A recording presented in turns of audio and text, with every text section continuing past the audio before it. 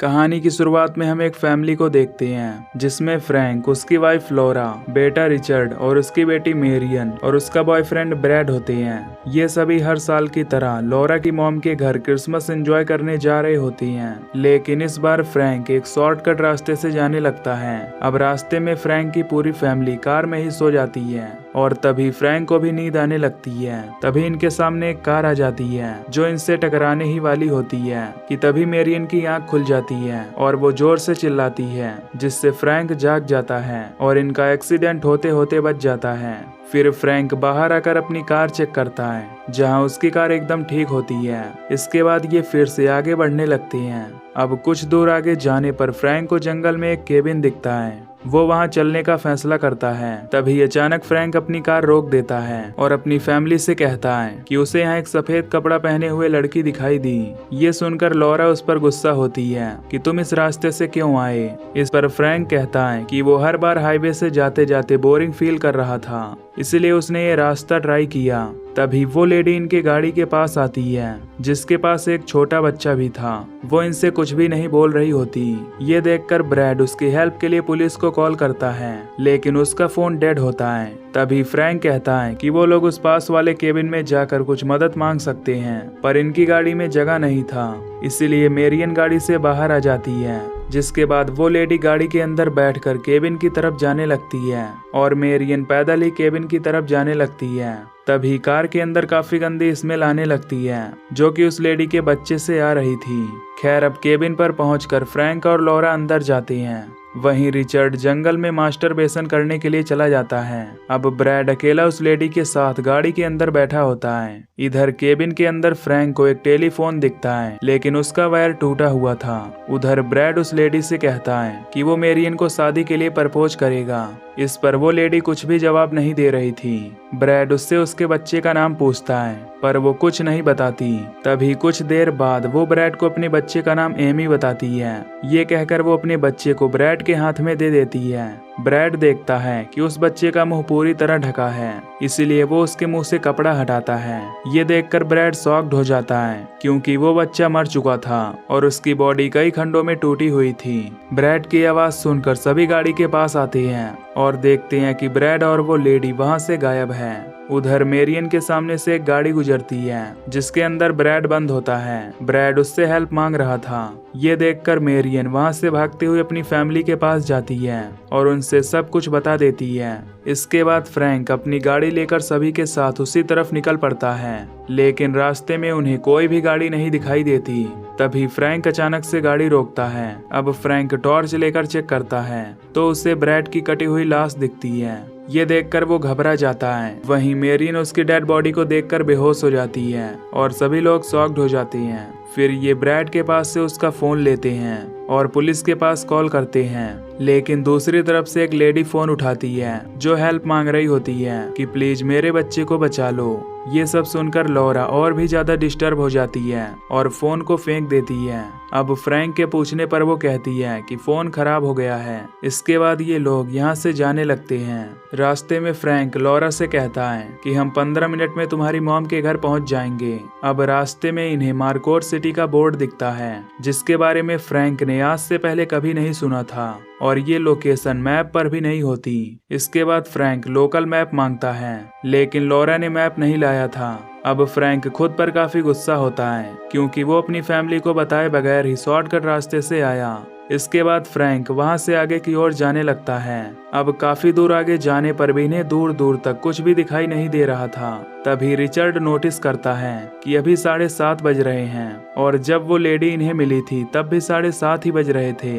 वहीं लॉरा की वॉच भी उसी टाइम पर रुकी होती है, जिससे ये काफी हैरान होती हैं। अब लॉरा को नींद आने लगती है, इसलिए वो वहीं सोने लगती है। फिर जब वो सो के उठती है तब भी ये लोग मार्कोट नहीं पहुंचे थे।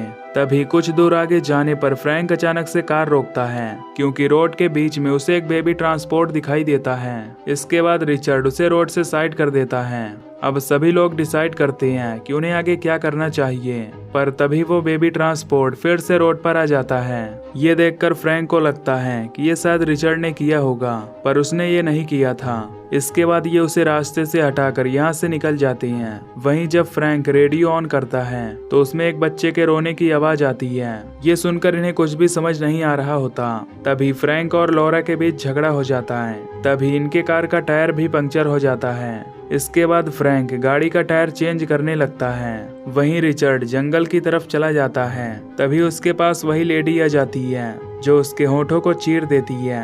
इधर इन सब के सामने से वही गाड़ी गुजरती है और इस बार उसके अंदर रिचर्ड कैद होता है। फ्रैंक की फैमिली उसे रोकने की कोशिश करती है पर वो नहीं रुकता। अब फ्रैंक तुरंत कार के पास जाता है कि तभी उसे जंगल में वही लड़की दिखती है, लेकिन कुछ देर बाद वो गायब हो जाती है। ये देखकर फ्रैंक समझ जाता है कि ये सब उसी का काम होगा। अब ये लोग अपनी कार लेकर आगे जाने लगते हैं पर तभी रास्ते में इन्हें रिचर्ड की डेड बॉडी दिखती है। ये देखकर लॉरा का मानसिक संतुलन बिगड़ जाता है। इसके बाद फ्रैंक रिचर्ड की डेड बॉडी को कार की डिग्गी में डालता है और मेरियन कार में रखा एक गिफ्ट ओपन करती है जिसके अंदर एक शॉर्ट गन होता है। शॉर्ट गन लेकर ये लोग आगे की ओर जाने लगते हैं। कुछ दूर आगे जाने पर इन्हें फिर से मार्कोट का बोर्ड दिखता है, लेकिन अभी तक वो सिटी नहीं आती। फ्रैंक लॉरा से कहता है कि हमारे सिटी पहुंचने से पहले कहीं वो लेडी हमें भी ना मार दे, क्योंकि वो एक आत्मा है। क्योंकि जो लोग रोड एक्सीडेंट में मारे जाते हैं वो सड़क पर आत्मा बनकर रहते हैं। तभी फ्रैंक कार को रोकता है क्योंकि लॉरा को वॉमिटिंग होने लगती है। अब फ्रैंक और मेरियन आपस में बात कर रहे होते हैं कि तभी लॉरा के हाथ वो शॉर्ट गन लग जाती है। वहीं लॉरा का मानसिक संतुलन ठीक न होने से उसे वो एक खिलौना लगता है, इसलिए वो फ्रैंक पर शूट करती है, लेकिन वो किसी तरह बच जाता है क्योंकि गोली उसके पैर में लगी थी। पर अब उसे हॉस्पिटल जाना पड़ता है, जिससे वो कार स्टार्ट करके यहाँ से आगे जाने लगता है। वहीं लॉरा गाड़ी में सोने लगती है। इसके बाद फ्रैंक काफी ड्रिंक करता है ताकि उसे दर्द से राहत मिल सके। कुछ देर बाद मेरियन भी सो जाती है। फिर जब मेरियन की आंख खुलती है तो उसे गाड़ी के अंदर फ्रैंक दिखाई नहीं देता, जिससे वो गाड़ी से बाहर उतरकर फ्रैंक को ढूंढने लगती है। तभी गाड़ी के बाहर मेरियन को फ्रैंक दिखाई देता है जो उससे कहता है कि हम कुछ देर में ही मार्कोट सिटी पहुंच जाएंगे। ये सुनकर मेरियन खुश हो जाती है।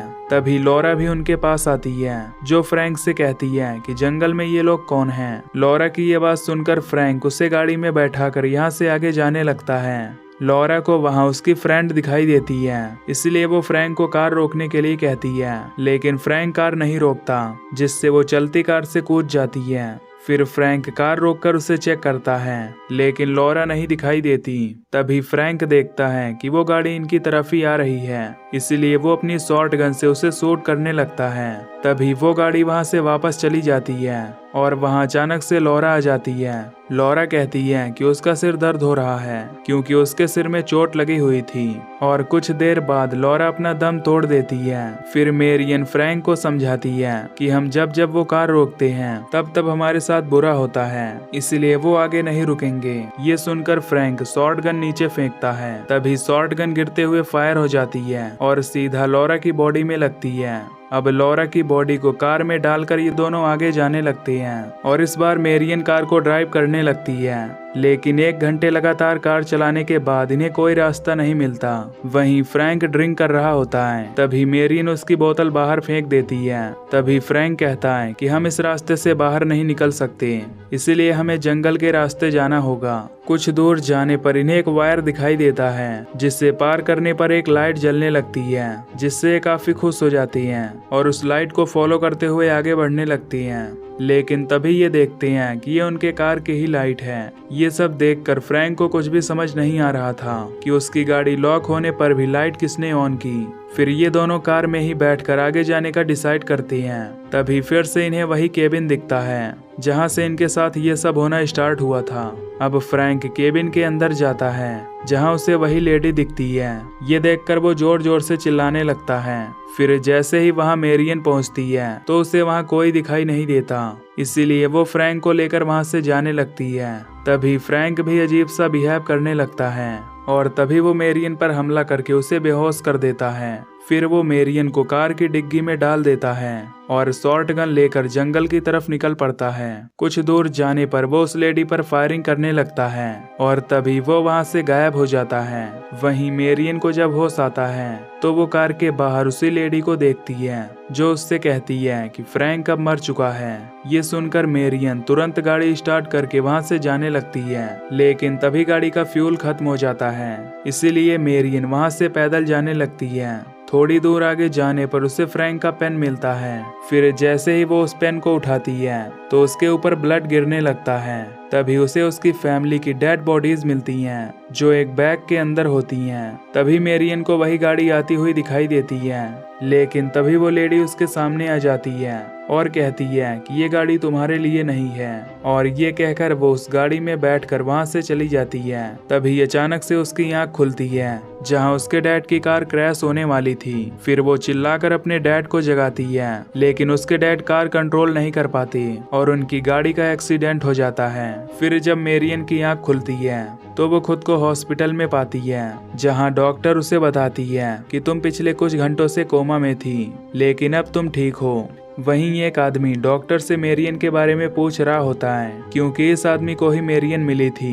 दरअसल शुरुआत में मेरियन के डैड फ्रैंक को कार ड्राइव करते समय नींद आ गई थी, जिससे इनकी कार सामने आ रही कार से क्रैश हो गई थी, जिसमें उसकी पूरी फैमिली उस एक्सीडेंट में मारी गई। और जो कार सामने से आ रही थी उसके अंदर वही लेडी और उसका बच्चा एमी था। और अब तक जो कुछ भी हुआ वो सब मेरियन के कोमा में जाने से हो रहा था, इसीलिए उसकी घड़ी में सेम वही टाइम हो रहा था। और उसे मार्कोट सिटी की जो लोकेशन दिख रही थी वो कोई सिटी नहीं थी, बल्कि वो उस डॉक्टर का नाम था। इसके बाद डॉक्टर मार्कोट अपनी गाड़ी स्टार्ट करती है, लेकिन उसकी गाड़ी स्टार्ट नहीं हो रही थी। तभी वो आदमी उस डॉक्टर को अपनी गाड़ी के अंदर बैठाता है और वहां से जाने लगता है। फिर क्रेडिट सीन में हम 2 वर्कर्स को देखते हैं जो उसी जगह पर सफाई कर रहे होते हैं। तभी उन्हें फ्रैंक द्वारा लिखा गया एक लेटर मिलता है जिसमें लिखा था कि ये सब सच्ची घटना है, और ये मूवी यहीं पर एंड हो जाती है। तो दोस्तों, अगर आपको ये एक्सप्लेनेशन पसंद आई हो तो वीडियो को लाइक और चैनल को सब्सक्राइब कर देना। Till then take care, love you, bye bye.